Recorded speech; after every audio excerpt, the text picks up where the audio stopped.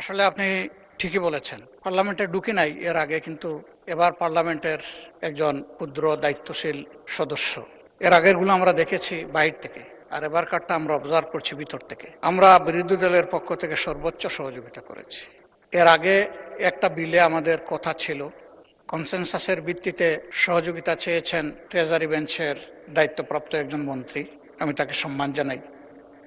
এরপরের বিলে কিন্তু আমরা সহযোগিতা করেছি, এরপরেও সহযোগিতা করেছি। আমাদের আপত্তি ছিল যে টেবিলের উপরে এইমাত্র আসছে, আমরা কিছুই দেখতে পারি নাই। আমরা ওই কনসেনসাসের উপরে আমরা রেসপেক্ট আমরা রেখেছি, সেটা আমরা রাখতে পারলাম। এই আপনার সভাপতিত্ব হয়েছে, আমরা সেটা রাখতে পারলাম, কিন্তু আমাদের একটা ন্যায্য এই দাবি, যেটার সাথে সবার ব্যক্তিগত আবেগ, চিন্তা এবং কন্ট্রিবিউশন, স্যাক্রিফাইস জড়িত, সেটা একটু সরকারি দল পারেন না একটু রিভিউ করতে? তারা একটু মন বড় করে বলতে পারেন, ঠিক আছে এজ ইট ইজ আমরা এখন পাশ করে নিলাম, ভবিষ্যতে অধিকতর সংশোধন দরকার মনে করলে আবার আমরা বিলেন সেটা পারি। কিন্তু না না, আপনারা তো পাশ করেছেন সংশোধনী সহ। মাননীয় স্পিকার, এটা কি সংশোধনী সহ পাশ হয়েছে নাকি সংশোধনী ছাড়া পাশ হয়েছে? সংশোধনী সহ পাশ হয়েছে। এই জন্যই আমি বলছি যে আপনারা ওই অংশটা বাদ দিয়ে কনসেনসাসের রেসপেক্টের জায়গা, আস্থার জায়গাটা, যেখানে আমরা সবাই চলে আসলাম, সেই জায়গাটা রেখে যদি এটা করেন, তাহলে আমাদের ফিনিশিংটা খুবই চমৎকার হবে। আমরাও চাই না যে ফিনিশিং খারাপ হোক।